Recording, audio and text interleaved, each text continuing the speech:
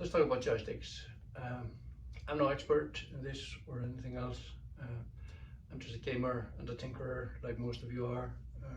I've had maybe 4 or 5 hours with each of these joysticks as I've been playing around and trying to figure out which joystick path I want to go in my gaming, as I'm now starting to play more space sims and flight sims. It's something that I haven't done for a couple of decades. I used to play a lot of Wing Commander and Privateer back in the day, but that's almost 20 years ago now. Back then, my old Thrustmaster didn't fail me. Solid joystick back then, but nothing compared to what you can get these days. So jumping into that, this is the first one that I got for the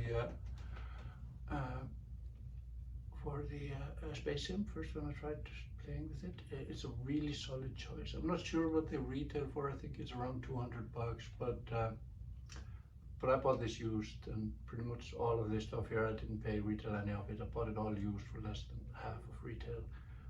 And so this one I think I paid $70 for, and at that price you can't go wrong with it. It's just got so many functions. It's got the throttle here, so if your gaming situation has a desk in front of you and a monitor, this is close to perfect, right? You've got your throttle here, and you've got a ton of buttons on the back and on the sides of this.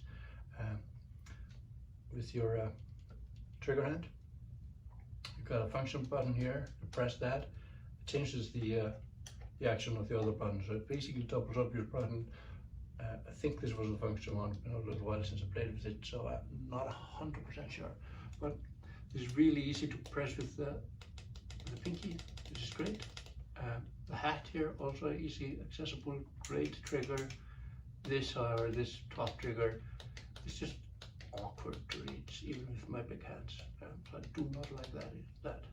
But everything else about this joystick is pretty solid, and at a price of under $100, it's hard to go wrong with it. This is its big brother. This is the VKB Gunfighter MK III, I believe, and it's the most expensive out of the bunch. But you don't always get what you pay for. Now, full disclosure, I plan on keeping this, but it's not better than the others in every way, far from it. And we'll go into that a little bit more in detail.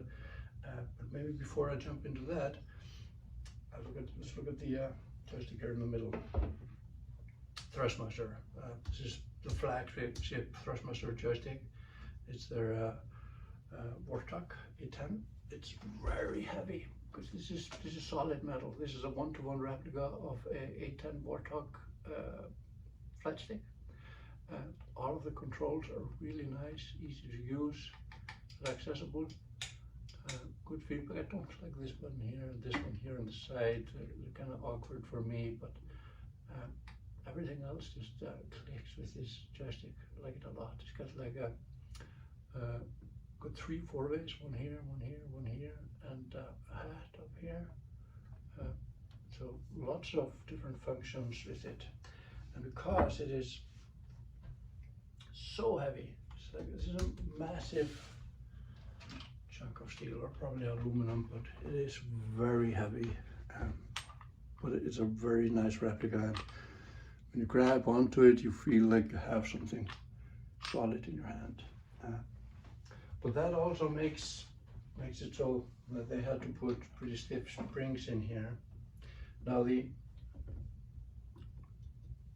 mechanism here is a ball joint. It's a big plastic ball joint. As you'll see, some of the reviews online call this out as a potential big area of problems in the future. I don't think I've seen anyone with having a problem with it, although I've seen some videos where people are replacing them. I guess we can't get scratches up if you get crushed in here, which I guess is a little bit more likely than into these, but I don't think that's really a weakness at all. I think it's just how they designed it. It means that it's got one spring that goes around, and you're always moving against the same spring. so you're always going to get even resistance. The problem with it for me is that at 0, it's pretty clear 0 here. It's like you really feel it, and you have to push out of it a little bit. And if you over push out of it, you won't have much accuracy around 0 if you're trying to maneuver fine movements around 0. It's kind of my really only grievance with this. This, it's pretty easy because it is very light. This here, you do feel 0. Like it tells you I'm here, but there's no effort of moving past it. So that's nice. The Thrustmaster Warthog comes with the, well, it doesn't come with it, you can buy them separately for sure, but you can buy them also together. And if you buy these two together, the Warthog throttle and the joystick, it's still about the same price as one of these guys. So this is a bargain, an absolute bargain. Throttle, don't want to go too much into that. It's got a lot of controls on it. Some people like them, some people don't. I think this is just an amazing piece of kit for any kind of flight simulation, even space sims. But I want to try out hand-on stick kind of setup for space sims. So you've got two sticks, and I have a matching one for the right hand here. Now, if you're left-handed, this is really your only choice here, because you can get the left-handed version here. I have seen an older version of this with left-handed also, so that might be an option. But this only has right-handed. There's no left-handed option on this, which sucks. This also does not come with a twist motion. It's this does, and this you can get it. By default, it doesn't have it, but you can get an adapter that adds the twist motion. You can also get an adapter for this that allows you to put the A10 from the Thrustmaster on here. I'll probably try that out at some point since I have an extra grip. This grip is very heavy, and so when you do that, you're going to have to change out the springs in here because they're just way too light. Good news is, at least mine came with a bunch of new springs, and you can double up on the springs in this. It's the only joystick that allows you to put 2 springs for each axis, so that's kind of nice. So I'll probably try that at some point, and maybe even also, because this has also the twist adapter. I don't know if you can use both, but that might be a cool way if you just really like the stick, but you have to get the twist action. Might be able to do that way. One of the reasons why I really wanted to try these guys out was the dry clutch mechanism. This is the only stick that has that. It's basically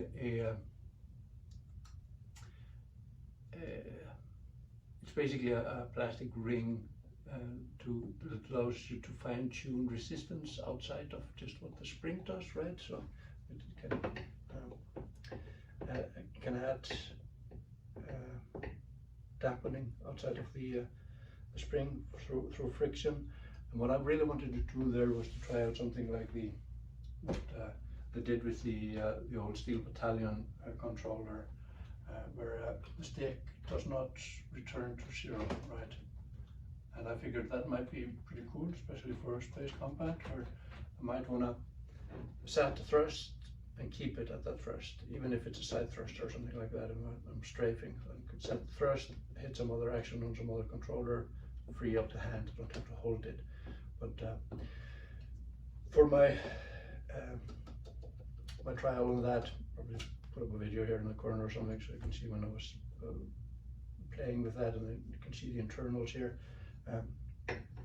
It's just not enough friction. It's I can set it so that I can leave it at like an angle here. But the thing is, it takes very little to throw it out of that angle. Just a little nick like that, and bought them out.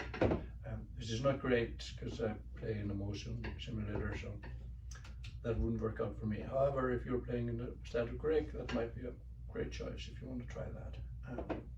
But I think this is really the only joystick you can do that with because it has that dry clutch. Other things that I'm not a fan of in this joystick is obviously I mean, compared to this is just injection molded plastic. Pretty clearly, you feel it when you hold it. It's super light, and the primary fire button here. Listen to this. I don't know if you can hear that. Maybe get a little closer. This feels and sounds like joysticks did like 20 years ago. Like it's like